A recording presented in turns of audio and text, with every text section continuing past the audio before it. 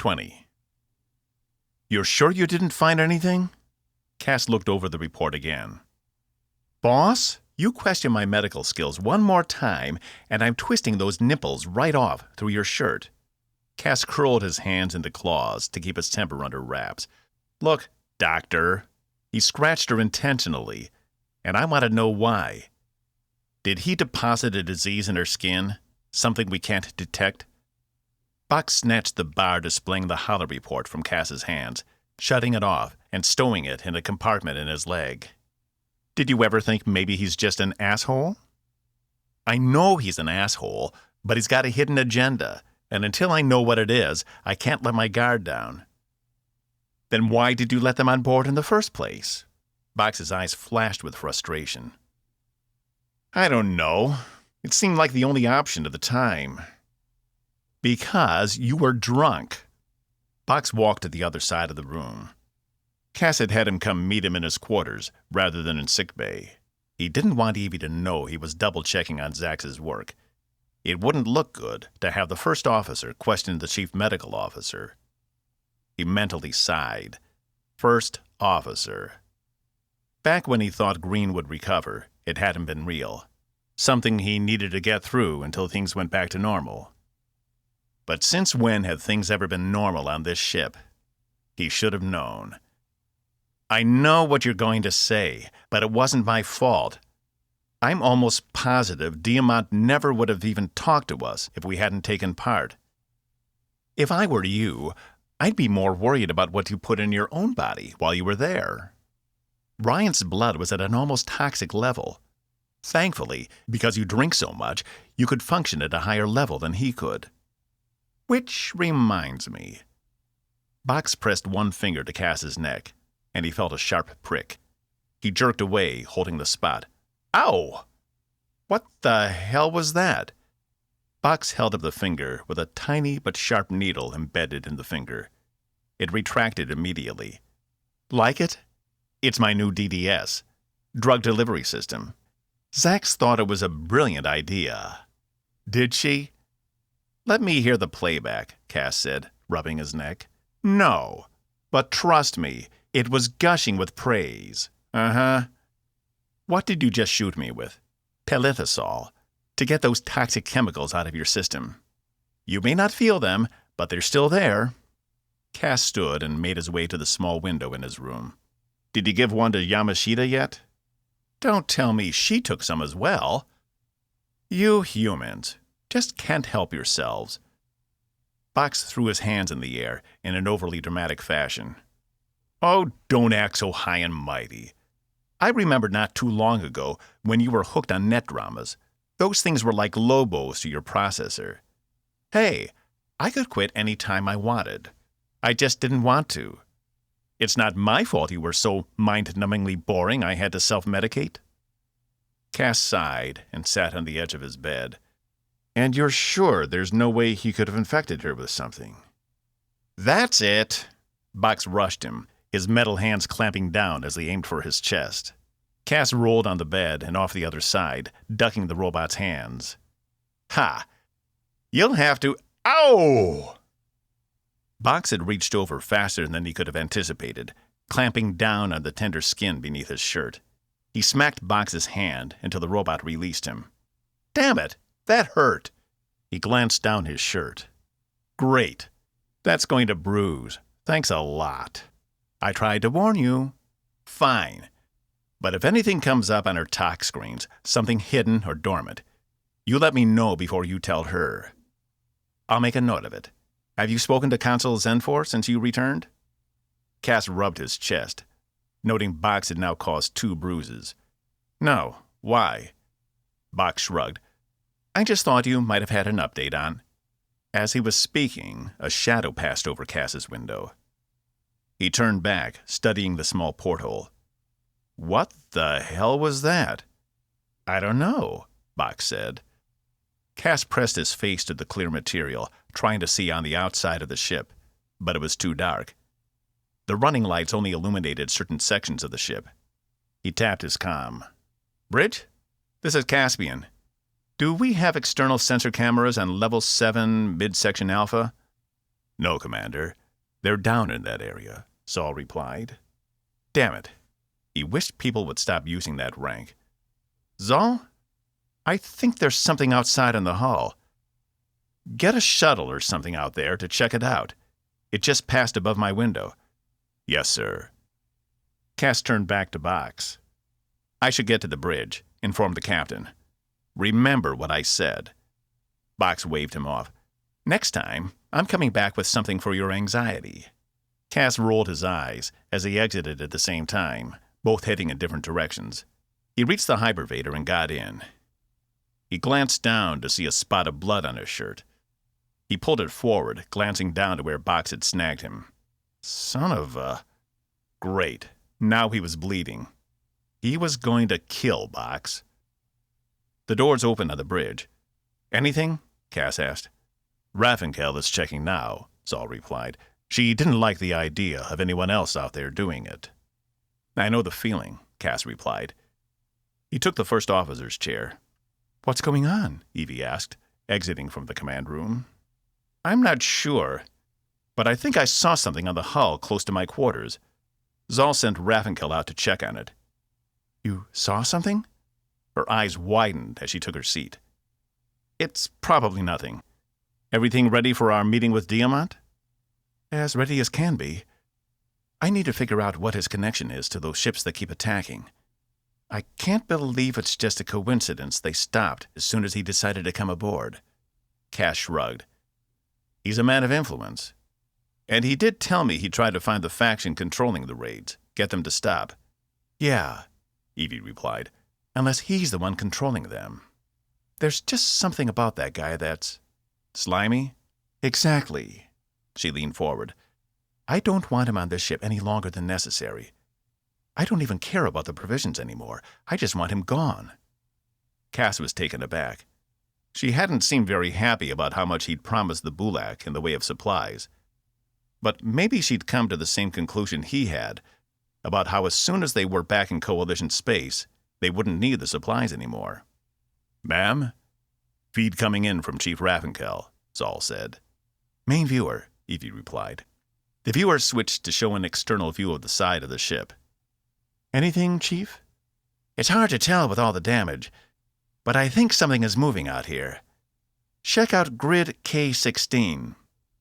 On the screen, it automatically enlarged to show a more detailed view of the ship. And there, among some of the damaged panels and sections that had been blown out into space, was Reed, using his mechanical mandibles to anchor himself to the hull as he ran across the surface. Is that... Evie asked. Yep. Chief, you better grab him.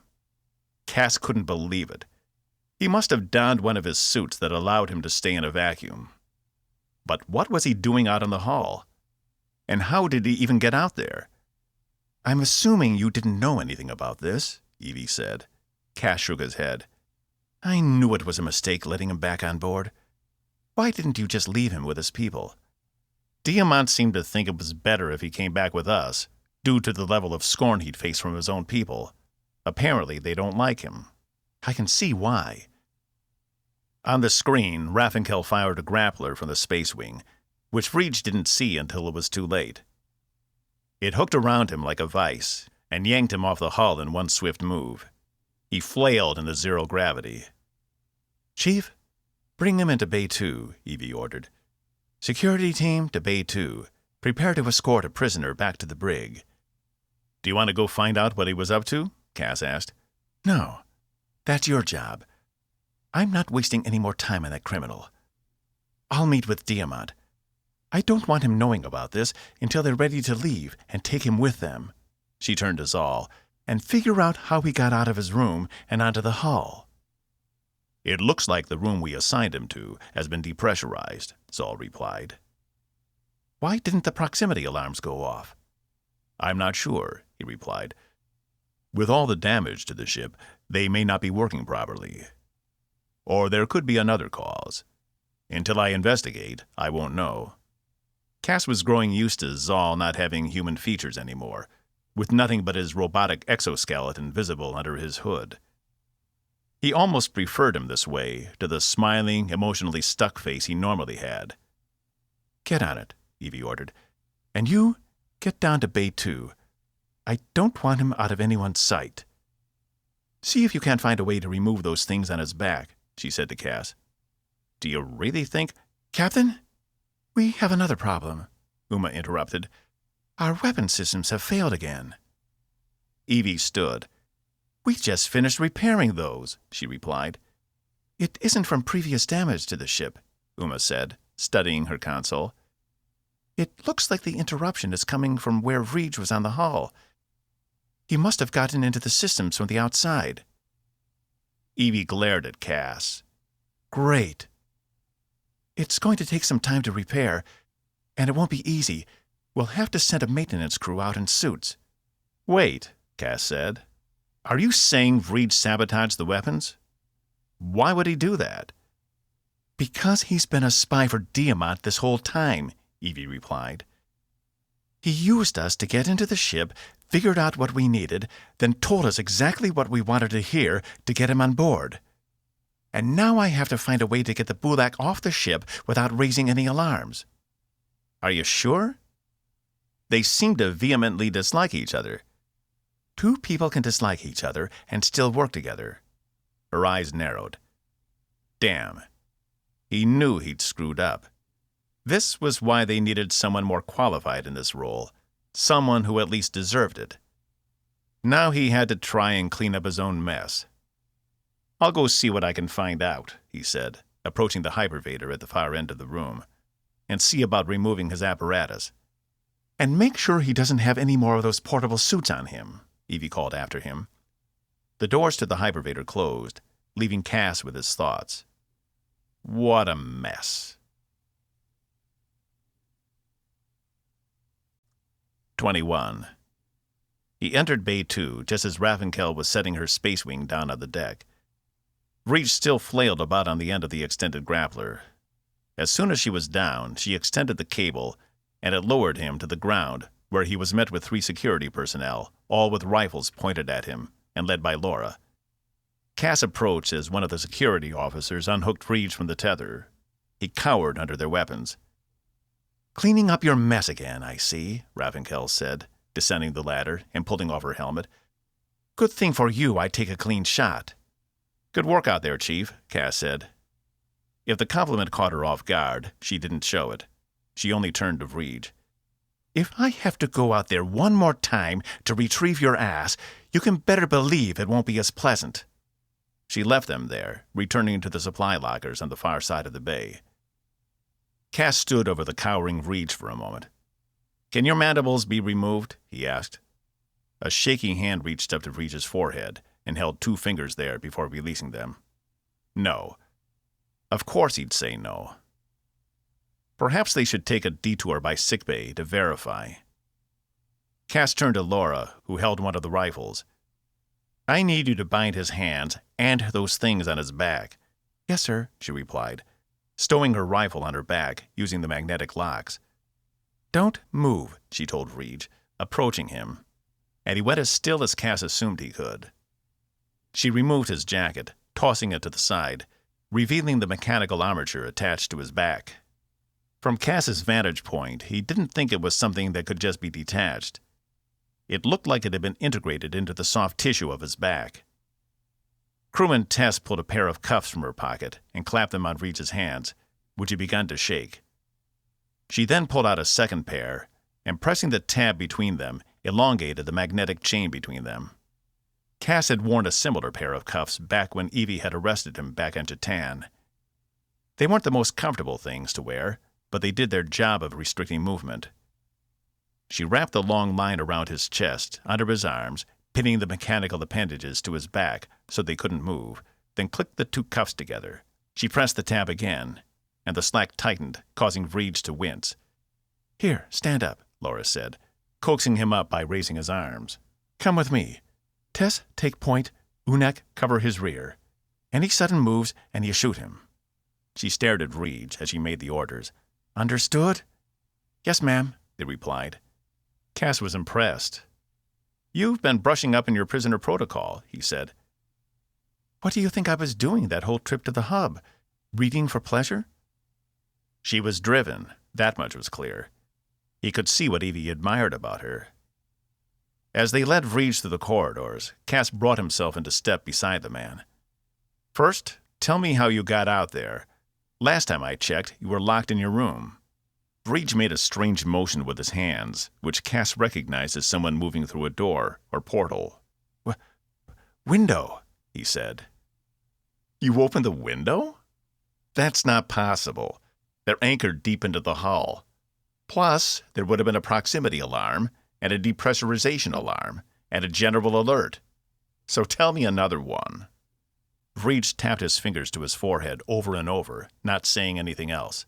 "Fine. We'll do an investigation later. But what I really want to know is, why'd you do it, huh? Was it all just a ploy to get Diamont on the ship? Or was there another reason?" Vreege tried to reach up and touch his head. But with his hands and chest bound, and a short line keeping them magnetically connected, he could barely move his hands. "No, I was... There was... on the hull, I... "Oh, my God, just spit it out," Laura said in front of them. I'm sorry, I was... "Is there any way to clean that up?" Laura asked. "I don't think it's the autovox.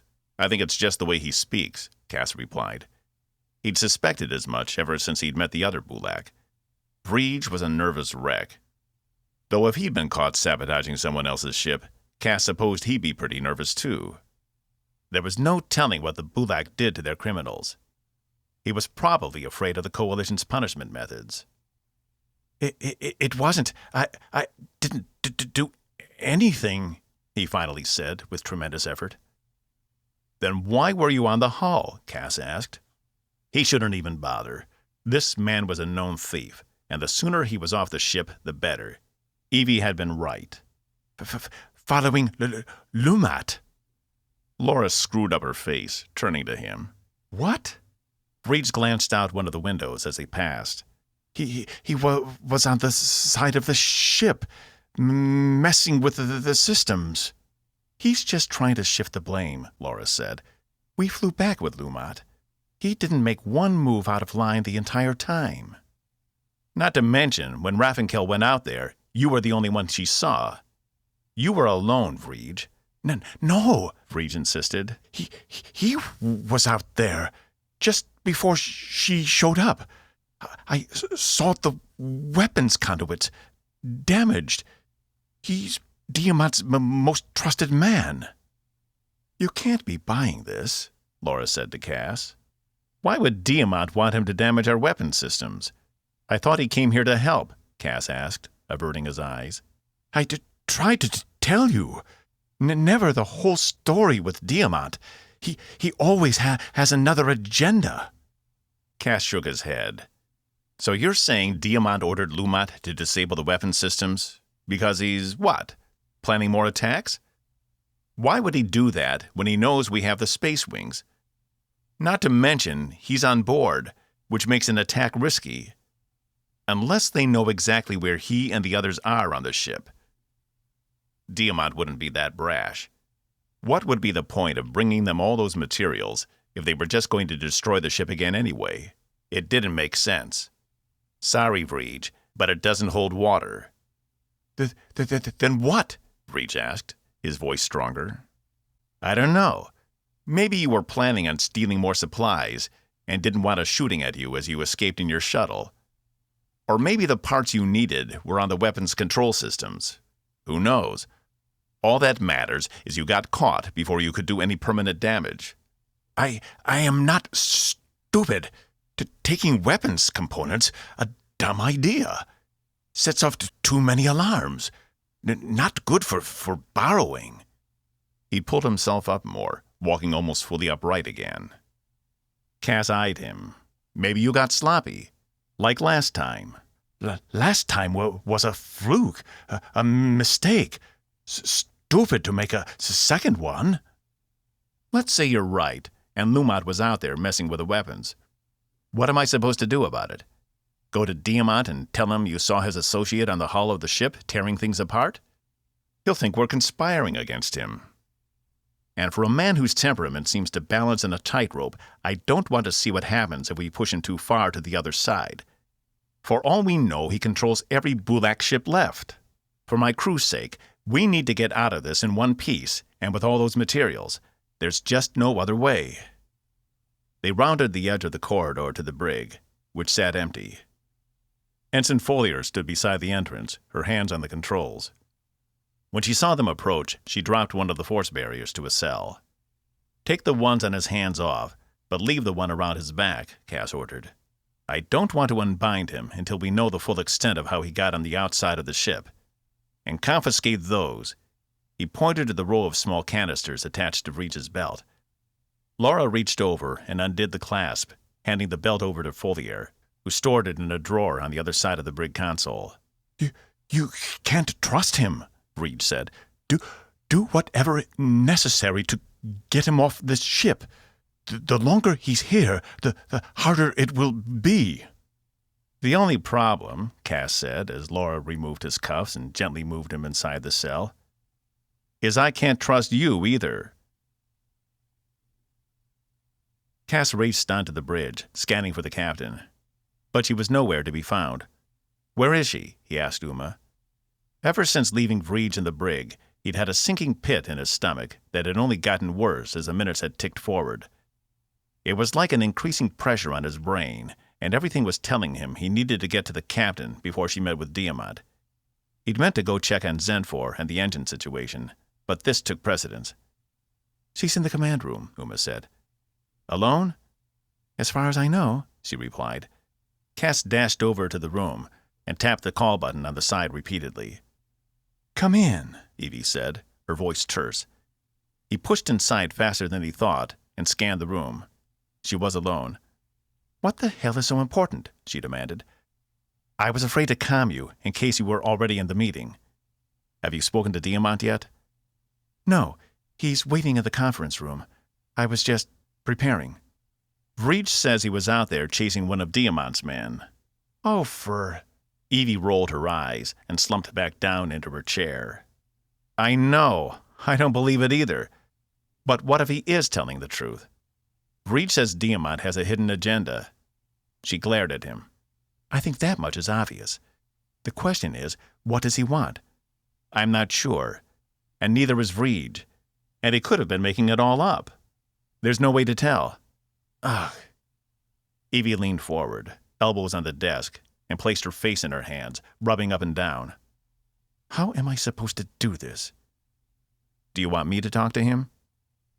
She pulled her hands away, exasperation painted across her face. "I'm not looking to avoid my responsibilities." Cass took the seat across the desk. "No, I'm not talking about that. Did you notice anything odd about all the people Diamont brought with him?" She furrowed her brow. "Not really." "They're all men. Not one woman among them. The entire time we were there, I didn't see a woman in any kind of authority position. I don't know if it's a cultural thing or not, but it's worth considering." "Did they even have women?" she asked. "A few. But the ones I saw were destitute, beggars. I didn't see any with influence or power. I could be wrong. Maybe all their female leaders were on the planet when it was destroyed. But something about it seems weird to me." "You might be right," she said, leaning back. "Okay. You talk to him again. But for the love of Kor, don't give away the farm here. The idea is to get him and his people off the ship as soon as possible without insulting him. We can't afford to have him turn all the Bulak forces on us, if he's the one controlling them. I just checked with the cargo team. Almost all of the supplies have been loaded in their ship." "What's the condition of the lounge?" Cass asked. Her face dropped. "Cass, come on. Are you really—" "No. This guy likes ceremony. He likes theater and elaborate rituals. If I can create one of my own, it might make him more amenable. At least it would put us on even footing. Last time he had the advantage. This time, maybe I can turn the tables." She stared at him over the bridge of her nose. "You want to get him drunk. Dead drunk. So much that he agrees to anything. including leaving. And what happens if he turns out to have a temper when he's intoxicated? She asked. I won't be alone. And I don't think he does. He stayed calm the last time, despite detailing the loss of his home planet. She tapped her chin repeatedly. I can't say I necessarily approve. But then again, you're the one who went through negotiation boot camp with Laska, not me. Just make sure you're not alone with him. I don't want to have to rush you to sickbay for mandible wounds. He stood, pressing his fist to his chest. I won't let you down. Uh-huh. I've heard that before. Good luck. 22. Cass entered the conference room to find Diamont standing at the window, his arms folded in front of him, staring out into the nothingness. Lieutenant Stillwater stood off to the side, keeping an eye on him, but also staying out of his way. He nodded to Cass as he entered, and Cass returned the gesture. He studied the form of Diamont and saw how his exposed mandibles were set into his back, almost like wings on an insect. Whatever had happened to Vreege must have been a traumatic experience to have ripped such powerful appendages off him.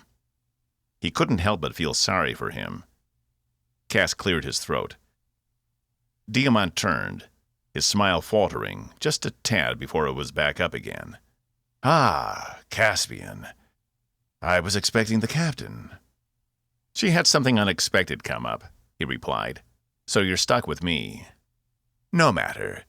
In fact, I almost prefer this. You and I have a rapport. He paused. We already know each other's secrets. By Cor, Cass wished he'd been able to keep his mouth shut about Susanna. Cass cleared his throat, anxious to move on. Since it is just you and me, I thought perhaps we could speak somewhere more comfortable. This room can be stuffy. Plus, it would give you an opportunity to see more of the ship. Diamont regarded him. Very well. That's something I've been meaning to speak to the captain about. We've been on your ship for nearly 6 hours, and my crew has yet to be allowed to leave their quarters. Surely you don't consider us a threat? Cass glanced to Stillwater, indicating for him to follow them. Of course not. But as you know, we have many damaged sections. Keeping your people safe is our primary concern. We just don't want them wandering into a dangerous area. Diamont gave him a knowing smile as he came into step beside him, both of them exiting the conference room to head to the hypervator. I see. How very generous of you. Though I can assure you, my people can take care of themselves. No doubt. But we also felt some rest was in order. It was a long journey, and your people have been through a lot. Did you find your quarters comfortable? Diamont clasped one hand around the other. Very. My people haven't felt comfort like that in many standards. We once had ships like yours, where all our needs were provided for. But we've had to make sacrifices due to our situation. The hypervator doors opened, and the three stepped inside. Level 12, Cass said. So tell me, how long have you been first officer? I was surprised to learn about your position from the nice ensign who escorted me to my quarters.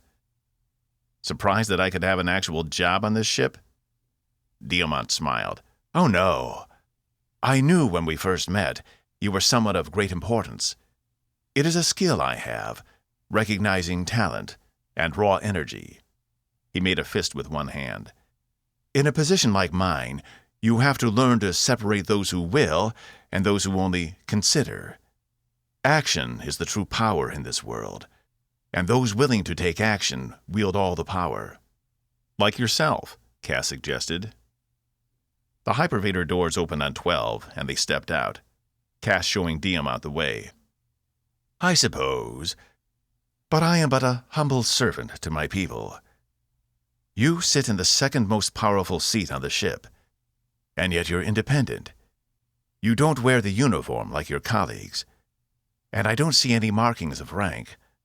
All this tells me you have enough influence to do and say as you please. Perhaps even more than the captain. I wouldn't go that far, Cass said. leading him to the lounge doors, which were closed, and the room behind them dark. And I have a complicated history with the Coalition. I see, Diamont said, drawing out the last word. I'd love to hear about it. Cass used his command codes to override the door locks, and they slid open, the lights coming on automatically.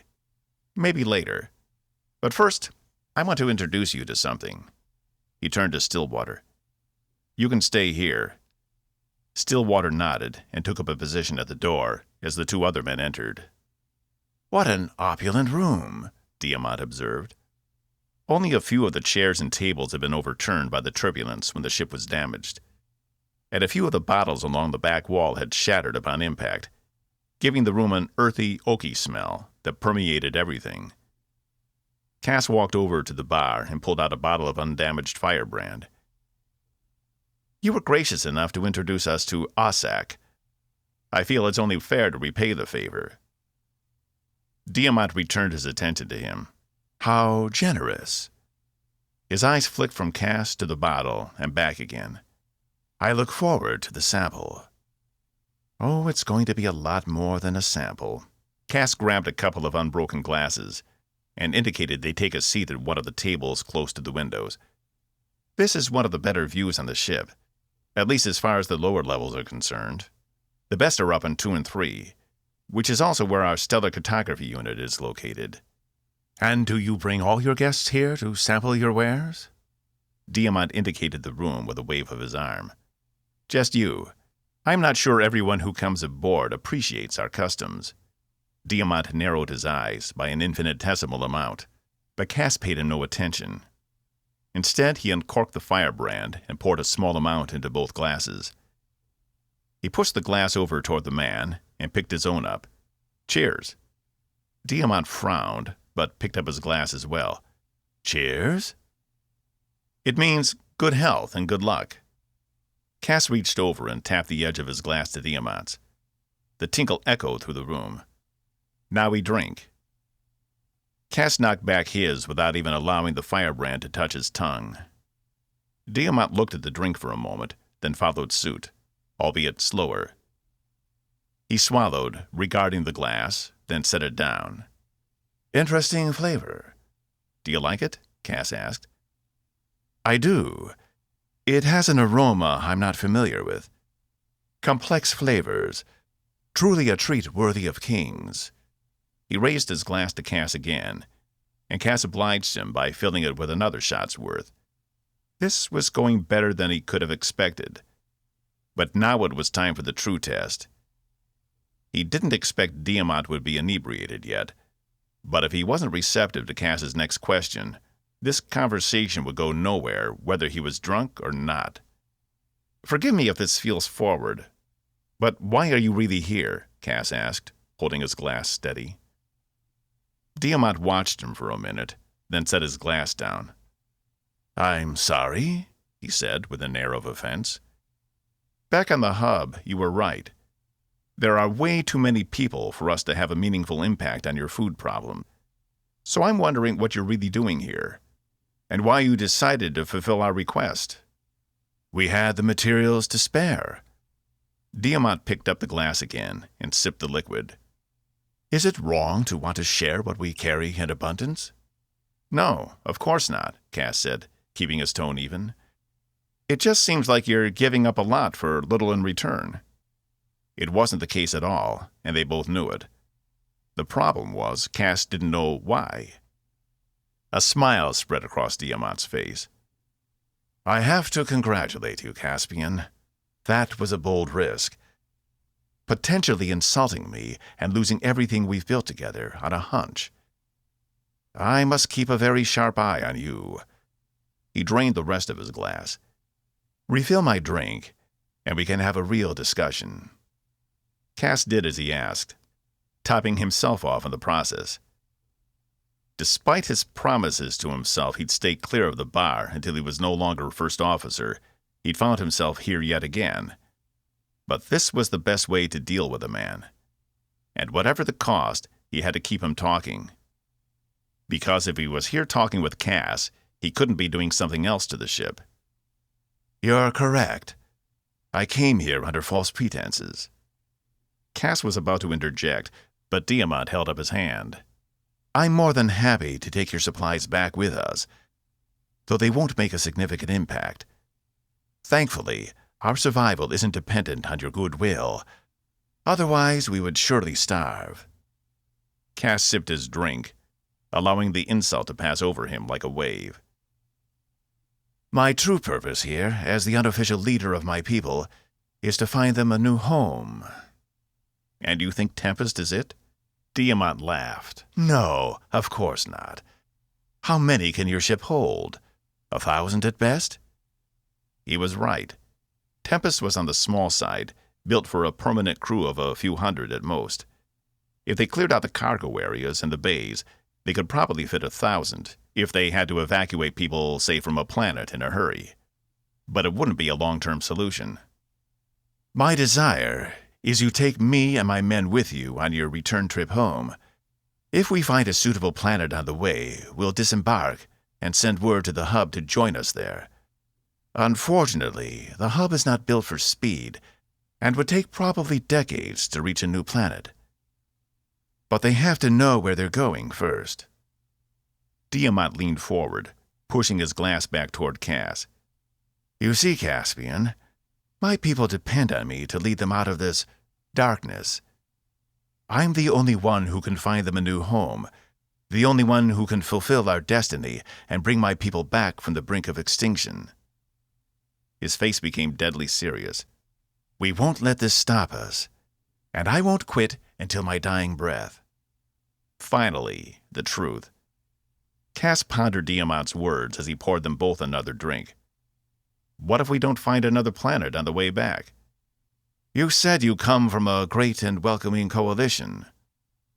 Diamont took his drink and sipped it, his eyes never leaving Cass. "Was that the plan? To apply for membership and join the coalition?" Not that it was a bad idea, but there was a process. It usually took years, sometimes decades, for a species to be approved. And as far as Cass knew, no member had ever been admitted without their planet being within coalition bounds. Now that the Bulak had no planet anymore, where would they reside while they waited? "All we are asking for is a fair chance, Caspian. A chance to rebuild our lives, to regain the dignity we've lost. Can you imagine having all that stripped from you in one swift moment?" "I can, actually," Cass said, nursing the firebrand. "Then you know, maybe better than anyone else, we aren't asking for much. Just the chance to live and survive." "You make a compelling argument," Cass replied. "But I don't know how well it will go over. While the Coalition will be happy to accept your application, the approval process—" Diamont waved his hand dismissively. "Let the politicians figure out the minutiae. We are willing to take the chance. Are you?" Cass had to admit, he hadn't been prepared for this. He'd known Diamont had a strategy, but accompanying them back to Coalition space? Joining up? If that had been his plan from the beginning, he'd done a stellar job of hiding it. Even if they made it and were accepted, how long would it take for the rest of his society to follow? Cass wasn't even sure the hub had undercurrent capability, which meant it would take thousands of years to make the journey. Diamont also didn't know about Zenfor's advanced drive system. No one did, except maybe some of the admirals on Starbase 8. "I do apologize for misleading you," Diamont said, swirling the brown liquid in the bottom of his glass.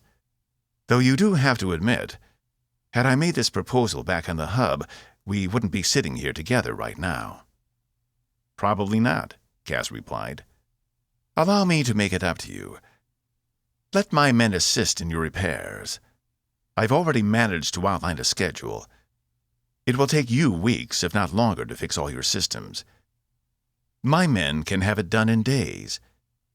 And I suspect you're on a timetable, that you'll want to begin the long journey back home as soon as possible. It seems we're always in a hurry, no matter what." Cass drained the rest of his drink. The alcohol was producing a light fog in his brain, but not enough to affect his logic. But it was enough to loosen his tongue. Aren't we all? Diamont replied with a smile. Are all of your men still in their rooms? Cass asked. A frown appeared on Diamant's face. I believe so. You have us under guard. I don't know how they would leave. Why do you ask? We caught Reed in the hull of the ship. He said he was following one of your men.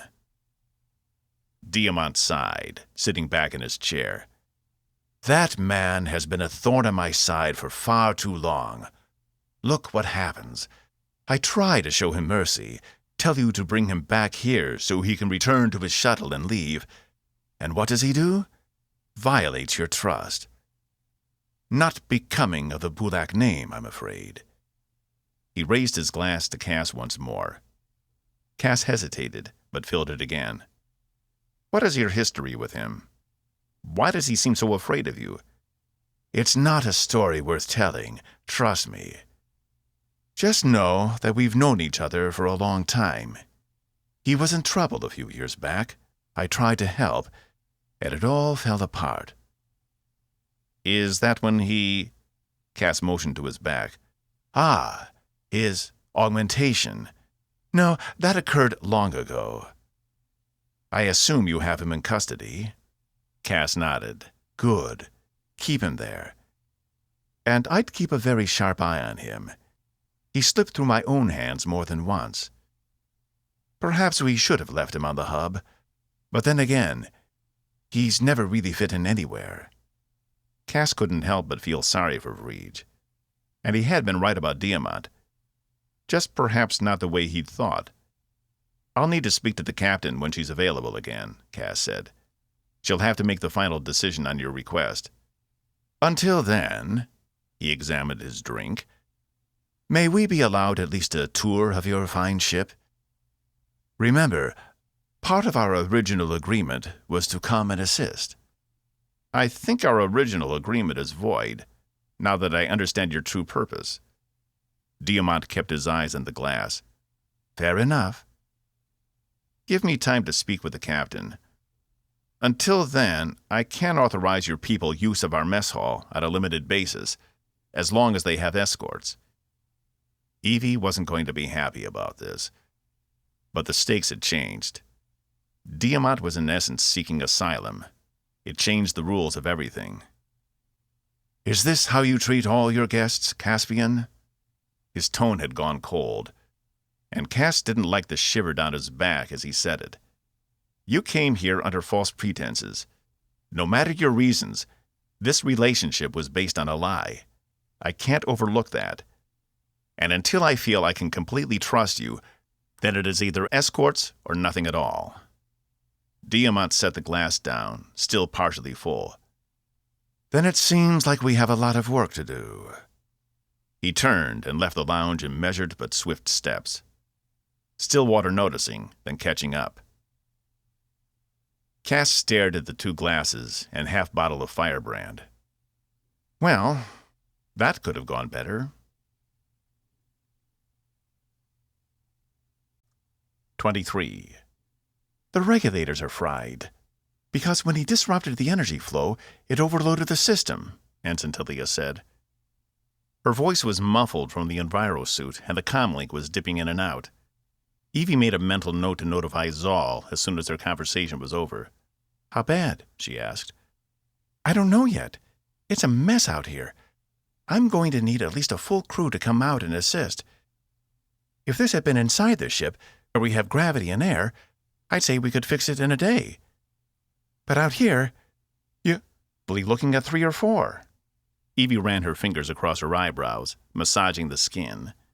A headache had bloomed sometime in the past hour and had decided to stay for a visit.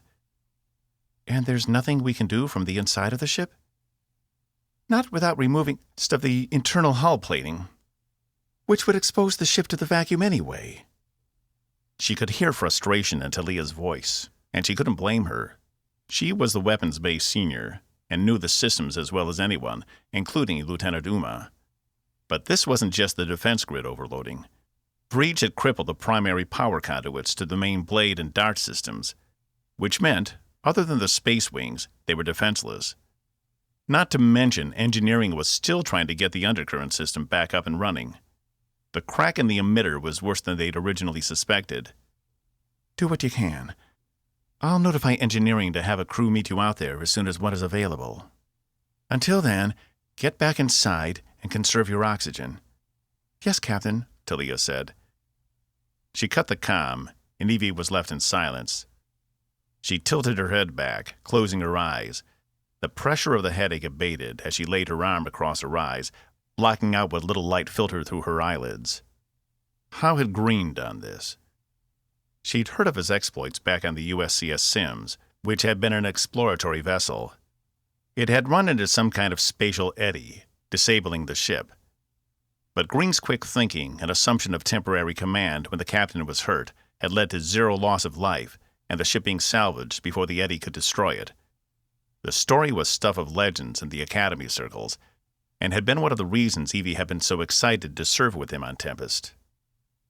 In many ways, this situation was similar, except they'd already lost 22 crew members to the ravages of these unknown aliens.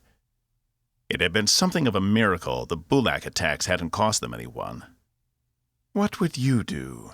she whispered into the ether. She felt like everything was balanced on the edge of a knife, and if she pushed too hard or stepped too far, it would all tumble off one side or the other. The chime at her door rang, sending a shockwave of pain through her mind. She sighed and rubbed her eyes before resetting herself. "Get it together. You're the captain now. Come in." Cass entered with a strange look on his face. She would almost have called it apologetic. But there was something else there, too. Something she didn't like the look of. "Captain," he said, taking a seat. "Tell me you have good news from the meeting," she replied. "Sort of." She listened as he gave her a rundown of his discussion with Diamont, the pressure in her head increasing the longer he spoke. When he was done, he didn't meet her gaze. She sat back in her chair, regarding him. "For someone who spent 30 days or more studying under one of the best negotiators in the Coalition, you are terrible at getting people to do what you want." A smile spread across his face.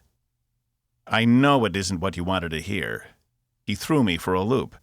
Doesn't this fall under the asylum clause?" She sighed, thinking back. Technically, when a person or group of people requested asylum, it wasn't a need for protection from a mutual enemy or because they were fleeing persecution. In this case, the entire Bulak race was the victim of an unprecedented attack which left them destitute. She could see how the law could be interpreted to cover such an event. "Did he say anything else about the aliens? About why they attacked? Or anything we might be able to use against them?" Cass shook his head. "We didn't get into it. He told us most everything back on the hub. But I'm sure there's more. I don't think he ever tells the whole truth about anything. He's always got something in his back pocket to negotiate with." "If we can fix the engines and get back to Coalition space, and he can present everything he has to the Coalition Council about Andromeda, then I'm sure they'd be willing to take it under advisement. But the odds of that happening seem slim. I just got off the comm with Talia, and the weapons are in bad shape. Which means I have to pull maintenance crews who should be working on the engines off their assignments to help with our defense, in case we get raided again while we're sitting out here being completely obvious and visible." She stood and walked to the small food distributor on the far wall. "Coffee." The small slot opened to reveal a stainless steel tumbler, steam rising from the small hole on the top. "I just don't know." "And do you think allowing them access to the mess hall is a good idea?" "I think it's better than keeping them confined like animals, which isn't doing anything to help the goodwill between us. I'm not saying let them all in there at once, but maybe one or two at a time." His posture was tense. He didn't like the idea either, but what else could they do? Antagonize them further? "And what about allowing them to help?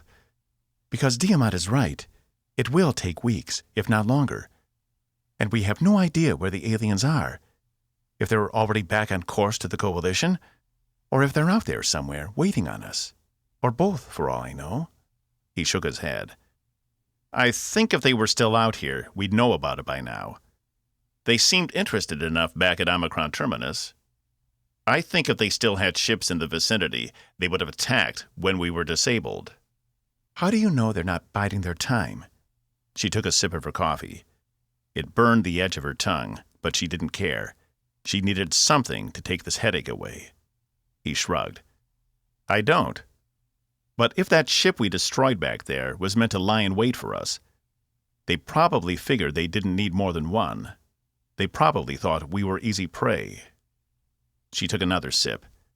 Cass had told her all about their expedition to the ship hiding in time, as he put it. But if the ship was meant to capture them, why had it allowed him, Zenfor, and Jan to board and walk around without being captured? He'd said the ship seemed empty, but it obviously hadn't been when it started pursuing them. So what had been the point? He could be right. It might have been the only ship they'd left behind, which meant the rest of them were already on their way. Which also meant they couldn't waste any time getting back ahead of them. The Coalition needed to know they were dealing with a temporal enemy, one that could open and hold pockets of slowed-down time. And unless they could rebuild the communications grid, the only way the Coalition would find out was if Tempest got home. I don't think we can afford to play this safe. I think we're going to have to take the risk. Cass glanced up at her. Tell Diamont we're willing to allow his people to help, but on a limited basis only. I'll be assigning 2 security personnel to each Bulak, and they are to work in non-restricted areas of the ship only. Nothing in engineering, nothing close to the weapons. Get them to repair the holes in the hull and working on the environmental systems on the lower decks. We'll give this a try. If everything goes well, maybe we can talk about the future of our 2 peoples. Was it the right call? She couldn't say for sure. But it was what they needed. They had all the parts to fix the ship, so she might as well put all the hands to use. Though it might require some creative shuffling of personnel to make sure the Bulak were monitored. Cass nodded. I think that's the right call, at least for now. And hey, if the other Bulak attack while Diamont is aboard, we'll know his influence isn't as wide as he thought. She scoffed. I'm going to put Raffenkill and the other pilots on continuous rotation until the ship's weapons are back up and running. And especially while we have people outside of the ship working. We can't afford to be caught off guard out here. Cass stood. Was there anything else? Cass hesitated for a moment, but shook his head. Just something Vreed said. But I think it's just bad blood between him and Diamont. Not that we can trust him anyway. Did you figure out how we got outside the ship yet? Oh, you'll love this, Evie said, picking up a small hollow bar and handing it to Cass. He completely disassembled his room. Somehow he cut through the galvanium in the walls to get to the window. But before he did that, he set up false readings for all the automatic sensors in there. When he finally opened the room to the outside, there was a short decompression, but he'd anchored everything in himself so it didn't blast into space. We found mandible marks on the floor where he'd held himself down. Damn, Cass whispered. That's an impressive bit of work. Yeah, she said, taking the hollow bar back. Let's just hope they can assemble as fast as they disassemble. 24. Zenfor glanced over as the main door to engineering rolled away, relieving Cass. He spotted her and made his way over, a determined look on his face. She wasn't scared or nervous, only disappointed in her performance, or lack thereof. Though she probably wouldn't have been so eager to tell him had Sester not been so supportive. He provided a level of stability she hadn't felt since Melesse left, and she found she could draw strength from it. You are making the right decision. I'm right here if you need me. What's the story? Cass asked as he approached. And why couldn't you just tell me over the comm? Because this is something you don't want getting out. Not yet, she said. My engine enhancements are irreparable. Either I rebuild the undercurrent engine from scratch, or we use Sester's technology. But we will not be returning to the Coalition anytime soon. His face was unreadable, which was surprising for someone as volatile as Caspian. She'd expected him to ask for an explanation, but instead he stood there, watching her. Any shame she felt at not being able to complete the task she pushed down deep within. "He isn't angry, only trying to figure out what to do," Sester said. Angry she could handle. It was this silence she found so infuriating. "There's no chance?" Caspian asked. She shook her head. "I've been working on simulations every day since the attack. But it wasn't until we managed to return to engineering before I could confirm my suspicions." Which means, best case scenario, we're at least a season away from the furthest edge of Coalition space, and at least 2 from the inner systems. He cursed, turning away from her. This complicates things. The Bulak have just requested asylum. What is the status of the regular undercurrent engines? He nodded, as if hearing something that wasn't being said. Zenfor glanced up to Sester. "Are you telling him the truth?" "Of course. It has always been our policy, to be honest. The situation could be much worse. I'm glad this is all there is." Zenfor was glad, too. Now that her engine upgrades were no longer working, she'd resigned herself to stay in engineering and help with the repair efforts. With so many of the crew lost, everything was taking longer than it should, and the people around her were overworked and prone to making more mistakes than normal. "Okay," Caspian said, turning back to her. "Thanks for your honesty. Now I get to go tell the captain." He said it in a cheerful voice, but with a tone that suggested anything but. These people were a strange crop of contradictions. "If anything changes, let me know." He paused before leaving. "And thanks for getting us this far. Couldn't have done it without you." After he'd left, Sester returned to her mind. "The humans can be volatile, but they can also be very fair. It's something we admire about them. I didn't need the ego boost, but I was glad to see him take it so well." She turned back to him. "What's funny is, I see many more common threads between our 2 people than us and the humans, despite our physical similarities." She felt what she could only describe as the breath of something that wasn't there move through her. "I wonder what would have happened had your people come upon my planet instead of the humans all those years ago," Sester said. "Would we now be in an alliance with you, our technologies working together? Or would you have subjugated us, as you have so many other species?" Zenfor twisted her face. She couldn't help but hear the unspoken accusation, and while accurate, it still stung. The Sill had never come upon another species with anything close to their level of technological sophistication, except for the Klaxians. The Sanctuary had first learned of the Coalition and its many world members during the initial conflict with them over 100 years ago, and at that time deemed the Coalition beneath their notice. They were to be ignored, unless actively provoking the Sill, and even then, only minimal resources would be used to refute any kind of contact. Zenfor remembered reading the reports when she first became consul. She needed to have a familiarity with the Coalition, as her patrol area included a large swath of Sill space closest to where the Coalition drew their own boundaries. And buried deep inside those reports was the mention of a member race of the Coalition, the Klaxians. Not much was known at the time, other than they helped provide the technological backbone for the Coalition, and were thus considered a higher priority target if war ever did come. But Zenfor saw something different. She saw the only kindred species the Sill had ever encountered. But because they were part of the Coalition, no one wanted to consider the possibility they might be equals. Zenfor would be lying to herself if part of the reason she decided to come aboard the Tempest wasn't because of Sester. "It's a difficult question to answer. Would you have allowed yourselves to be subjugated?" Sester was silent for a moment. "I don't believe so. From what I understand of the Sill, they only require other species to remain on their planets and keep to themselves, which is something that comes naturally to Klaxians. Before the humans, we were content on Klaxia Prime. Most of my people remained there, with few of us leaving the comfort of the planet." She glanced up to see his arms moving across 4 different systems, and wondered how he could focus on so many different tasks at once. It comes naturally to us. We are born multitaskers. Zenfor returned to her console. I'm glad we didn't find you first. Imagine all your ingenuity and knowledge locked away on your planet. I feel as though the universe would be less whole without you as a part of the fabric. And what of the species inside Sil space?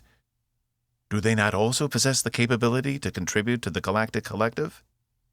That's different, she thought. Those species have nothing valuable to offer. They're inferior. How do you know?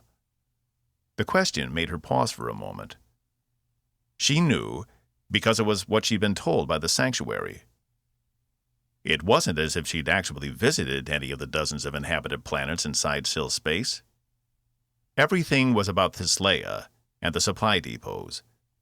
She'd never had the desire to visit anywhere else. Her purpose was to patrol her area of space for the designated time, then return back to Thyslea once the assignment was over, so the next consul could take over. And then, once all her work was done, she'd be able to rest with those closest to her. For that was the reward of a life of hard work, the last of life spent in leisure and family rearing. There was no reason to travel to any of the other planets. It just wasn't done. So then, why did she have a lingering doubt all of a sudden? For the first time in her life, Zenfor questioned if the sanctuary had told her the entire truth. No. She shook her head. The Sil weren't like the Coalition. They were harmonious, and had been for 10,000 years. The sanctuary wasn't keeping anything from them. It was just how things were. I hope you're right, but I feel I must defend my own people. The Coalition is harmonious as well.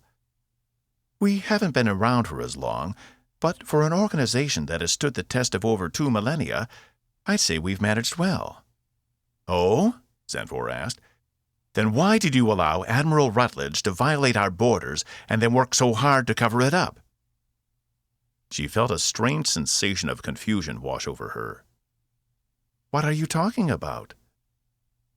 For some reason, she'd become angry, as if Sester's assertion that the Coalition was as stable as the Empire was an insult to everything they'd accomplished. I'm talking about how your admiral took his ship into our territory and tried to capture one of our ships. And when he failed, thanks to Caspian, he hired another captain who could do the job for him. We lost 10 Sil the day they finally took the ship. And all for what? A weapon you couldn't even understand or recreate? The air and engineering had gone deathly still. Zenfor glanced back up to see Sester had frozen in place. Other people in engineering had begun to take notice as well, some of them craning their necks to see what was going on. You're not lying, he finally said. He hadn't known. They kept the information from him, and he hadn't been aware of Admiral Rutledge's betrayal. How high does it go? He asked. I don't know. I suspect more of your admirals know. And of course Caspian and the captain are aware. This can't be true, he said, desperation in his voice. I have no doubt you believe this, but it cannot be true. For the briefest of moments, guilt gnawed at her for revealing the secret. Before that emotion was replaced with one of outrage. How dare they keep something this important from one of the key members of the crew? No one had told him. Not the captain, not Caspian, not anyone. And all for what?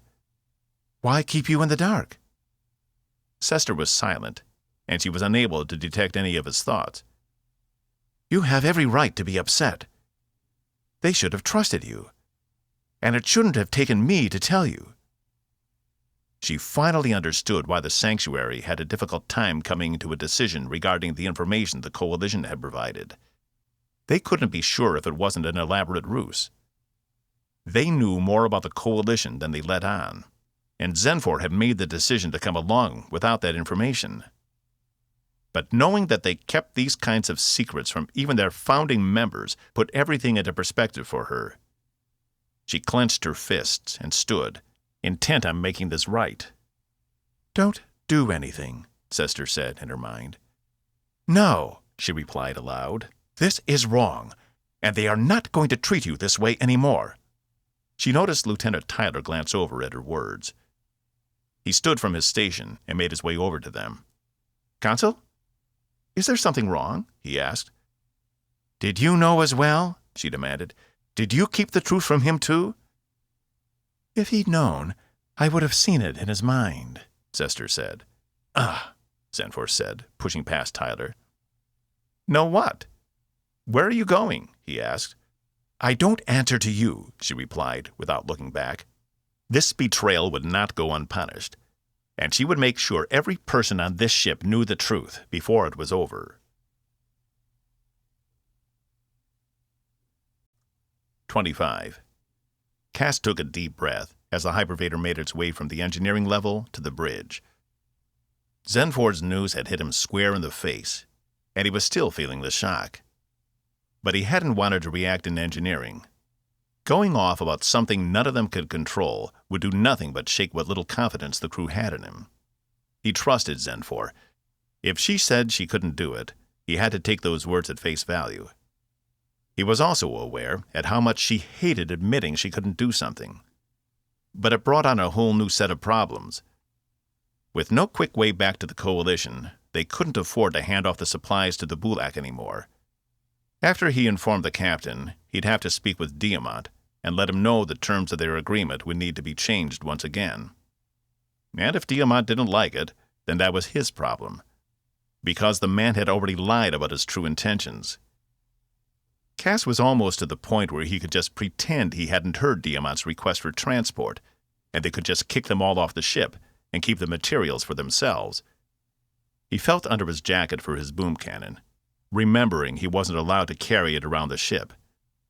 He'd had to stow it as soon as they returned. This place wasn't like the Sargan Commonwealth. He couldn't just steal all those materials without compensation, no matter how much he wanted to. But sometimes old habits died hard. He might have to do the job if he couldn't, yet again. The hypervator paused, and the doors opened to reveal a grim-looking Lieutenant Yamashita. Lieutenant, Cass nodded as she stepped inside. Finally catch up on your sleep? Screw you, she replied. Now, wait a second. Not only was she breaking protocol by disrespecting a superior officer, but she was putting her career in jeopardy.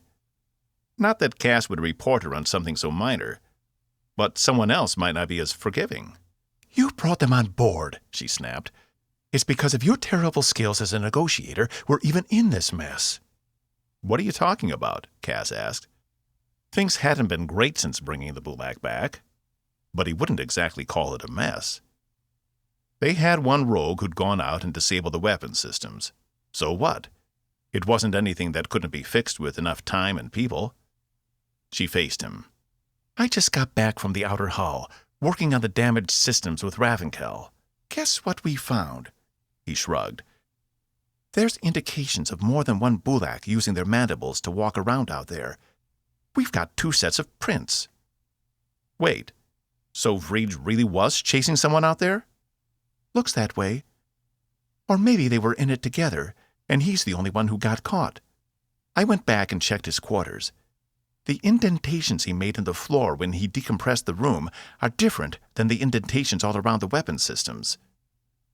He wasn't the one who disabled them. It was someone who didn't have mechanical mandibles. The door of the hypervator slid open to reveal the bridge.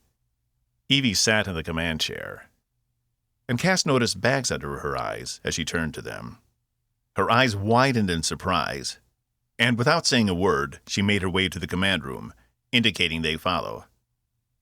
Cass really did not want to drop all this news on her at once, but what choice did they have? The Bulak were increasingly becoming a problem, and no matter what they'd requested, they needed to be removed from the ship at once. Well, Evie said, circling her desk and taking a seat, I'm sure whatever you've got to report can't be good. So let me be the first to say that, Cass, you were right. The Bulak are good workers, and seem to be holding up their end of the bargain. I've got them working on low security systems all over the ship, still under guard, though I'm not sure it's necessary. She rubbed her eyes as she leaned back. Okay. Whichever one has the worst news, go first. Cass cursed under his breath, looking at Laura. He indicated she make her report. She pursed her lips at him, then turned to the captain. We found evidence a Bulak other than Reach damaged the weapon systems. And before you ask, the evidence is solid. It wasn't just him. He could have been assisting, or he could have been pursuing, as he claims.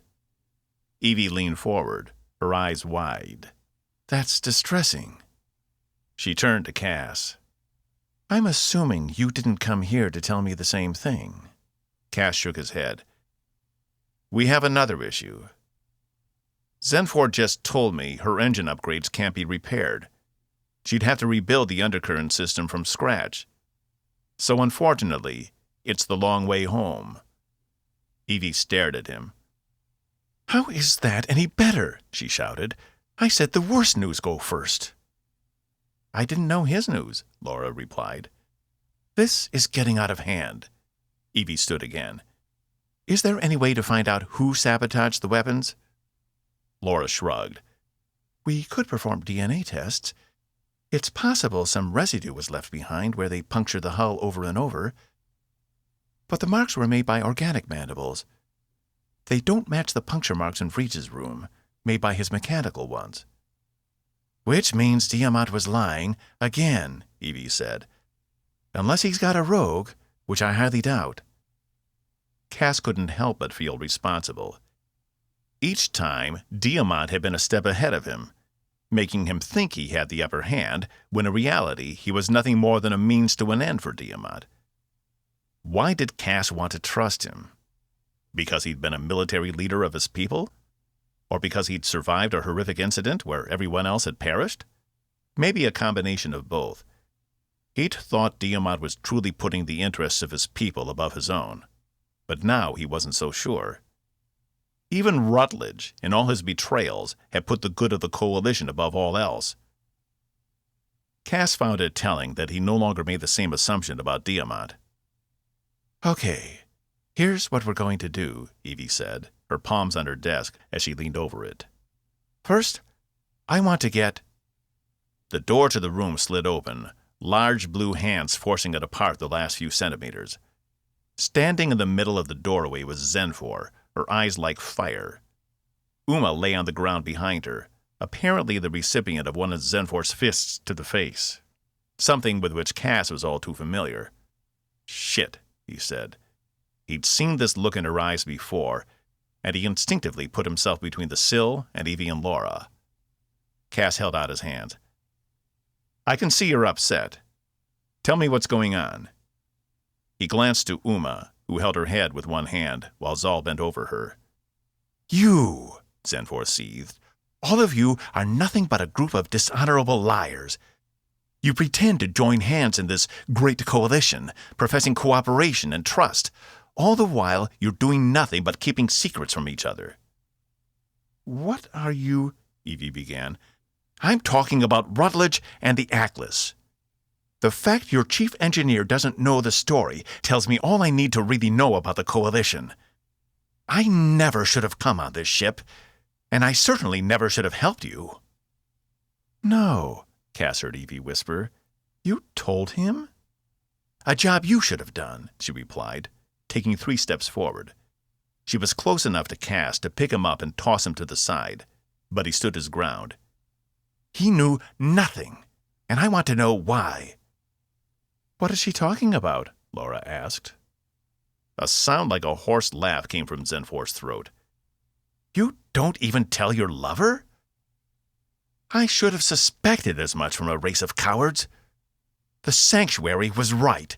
You are not worth our time, and I hope this threat destroys you all. Cass kept his eyes on Zenfor.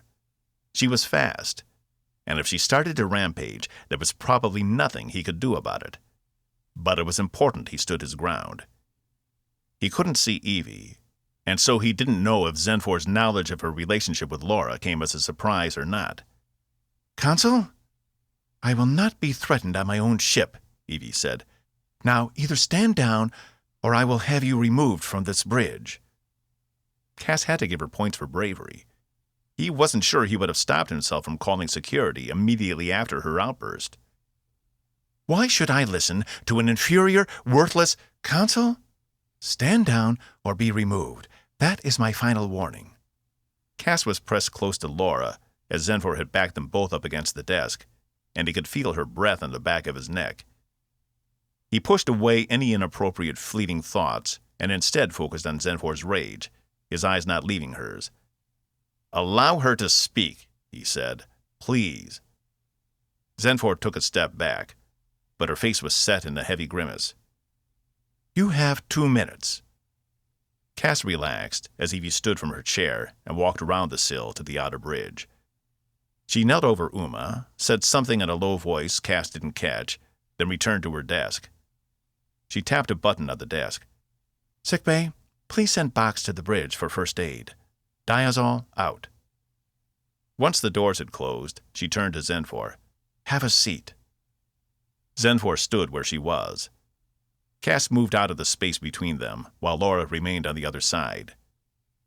She looked like she wasn't sure where she was supposed to be, if she was supposed to be here at all. But Cass wasn't going to interfere. You are correct. We have not told Sester or most of the crew the truth behind what really happened with Rutledge and the Atlas. This is partly because we are under orders not to, but also because with the Andromeda threat, the last thing the Coalition needs is an internal fracture. And make no mistake, there would be a fracture. As soon as the Claxians find out what the humans did, it would split the Coalition in two. One of our main tenets has always been peaceful exploration based on the Claxian policy of peace and non-aggression. This doesn't include going into another species' territory, capturing one of their ships, and ejecting their crew into space. That, in fact, is considered a sapient crime and is punishable under imprisonment for life through the Coalition Charter. Then why did you allow it to happen in the first place? Zenfor growled. What? Laura whispered. Evie glanced at her, sorrow in her eyes for a brief moment, before returning her attention to Zenfor. Most humans don't even know about it. It was a clandestine operation conjured up and executed by a few high-ranking individuals, including Admiral Rutledge. Even we don't know how high it goes. She indicated her and Cass. This is no excuse. You should have told him. You should have told her. She indicated Laura. Your greatest threat is not these aliens, it is yourselves. You will tear yourselves apart from the inside, and when you're gone, the Sill will rejoice, as the universe will be less infected. She sneered and turned, exiting in a hurry. Evie nodded to Cass. Go after her. Make sure she doesn't hurt anyone. He took one last look at the two of them and followed Zenfor out. He was glad he wasn't the one who had to explain themselves to Laura. Cass took another look at Uma, who held her head, while Zal continued to tend to her. Is she okay? Cass asked. I'm not a doctor, he replied. My knowledge of biology is limited. I guess that's as good of an answer as I'm going to get. Hey, watch out! Robot coming through. Cass glanced up to see Zenfor pushing past Box, who just stepped off the hypervator. Hold that door, he yelled. But it closed before Box could wrap his fingers around it. What did you do? Box asked, glancing at Uma on the ground, and then back at the hypervator door. Why do you always assume it's me? Cass ran past him. Computer, override hypervator and return it to this level. Authorization, Rabot 49 Alpha. There was the buzzing sound of an error. The authorization overrides are offline, Zal said, as Box leaned over Uma, inspecting her head. We're working on getting them back up and running. Fuck, Cass said under his breath, and ran to the other hypervator. Can you at least track her? Zal stood and returned to his station. She's getting off on level 6, crew quarters. Adrenaline shot through Cass's system. Her own or someone else's? Her own. Cass took a breath. Thank goodness for small favors. Still, he couldn't let her stew. He had to try and fix this. The doors opened, and he announced his destination, hoping they hadn't just lost everything they'd built. 26. I understand. Evie glanced up from her desk after spending the last few moments trying to gather her thoughts. What? I understand why you didn't say anything. Laura slumped against the wall, staring at her hands. You had your orders. You didn't have a choice. Evie took a deep breath, standing. No, I should have said something. I should have trusted you with the truth. I do trust you with the truth. It's just, there's been so much going on lately, and we're still in this weird new place. I just didn't want to screw anything up. Evie nodded. Yeah. She walked around the other side of the table, sitting on the edge. I'm not very good at relationship stuff. I thought when you went off with Cass and the others, it was because I was so late to dinner the other night. Laura scoffed. Do you really think I'm that shallow? You're the captain. Of course you're going to be late to dinner. Evie pulled her lips between her teeth, ashamed. It's just, I've never had a long-term relationship. They've never worked out before. And I guess I'm just not sure what's considered okay or not.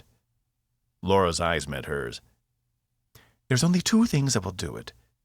If you tell me it's over and that's your final decision, or that I can see you don't care anymore and are just going through the motions. But other than that, she shrugged, fair game. Evie chuckled. Anyone ever tell you you're pretty great?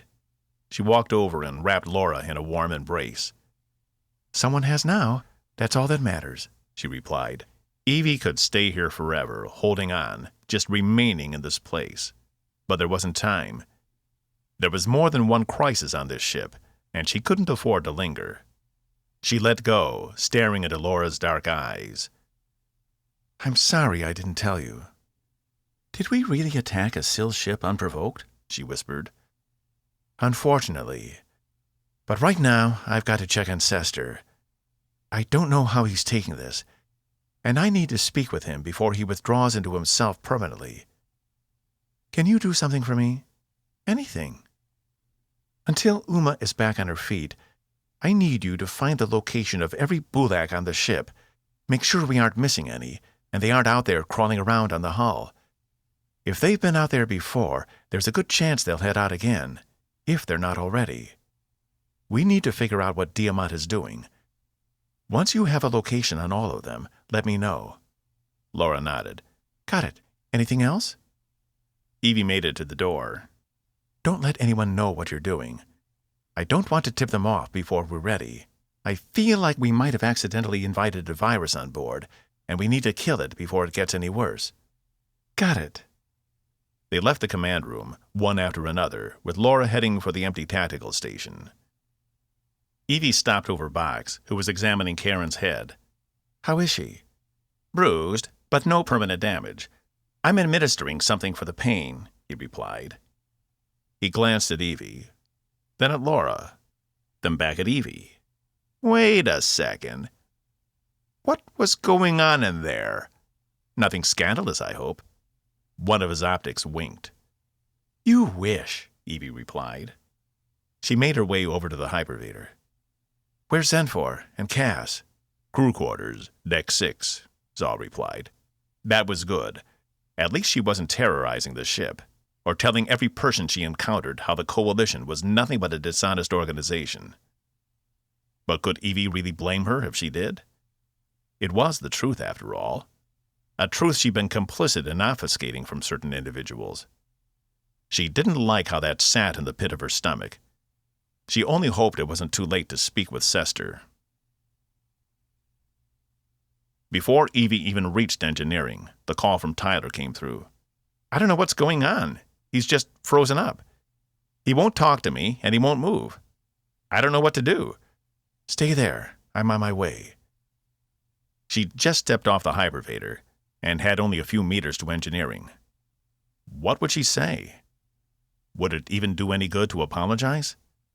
Not if the apology was hollow. No, she needed to be better than that. She'd intentionally kept vital information from a senior member of the crew. It didn't matter if it was under orders or not. He'd had a right to know. The door to engineering rolled away to reveal most of the crew standing in small groups, conversing. Tyler jogged up to her, confusion across his face. "I don't know what to tell you, Captain. He's been like that ever since the Sill left." She was agitated about something. "I've spoken to her," Evie replied. She walked around Tyler, keeping her focus on Sester. "Commander? Can you hear me? I need you to respond." If he did hear her, he didn't move. Talking to a Claxian was difficult enough when they weren't upset. How was she supposed to speak with him if he'd withdrawn into his own mind? It wasn't as if she could make him focus on her. "Commander, I need to speak with you. I have a lot of explaining to do. Please allow me to make my case." "Case for what?" Tyler asked. Evie took a breath. "I'll tell you as soon as the commander is informed. He has the first right to know." She turned back to Sester. "I'd rather not, but I will make this in order if I have to." A strange sensation came over Evie, and the walls around her began to melt away, as if they were ice on a hot day. The entire room shimmered, and she was standing back on Sisk in the hot daytime sun, shielding her eyes against the blinding light. Their past few sessions, she'd managed to skip over this part of her visions, though this time it seemed she no longer had that capability. Though this also wasn't exactly like her previous encounters. The terrain was flatter, with no mountains in the distance, and no cities either. And this time it seemed hotter. She'd already begun to sweat in the few seconds she'd been out here.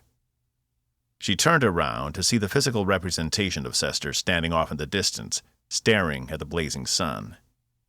Shielding her eyes, she approached him. "How can you stand to stare into it like that?" she asked. "It all looks the same to me," he replied. "Sester, I'm sorry. I should have told you. But I'd be lying if I thought it was a good idea." "What happened? Did Zenfor let it slip?" He turned to her. "Do not blame Zenfor. She was only being honest with me." "I'm not," Evie replied, her hands out, supplicant. "I just mean I should have been the one to tell you, not her. It's my duty as your commanding officer to make sure my crew is informed about our missions." "Why didn't you tell me?" His blank eyes bored into her. "Green and I considered it, even though we were under orders not to speak about it to anyone. But we thought if you knew, you'd feel obligated to tell your people back on Claxia Prime.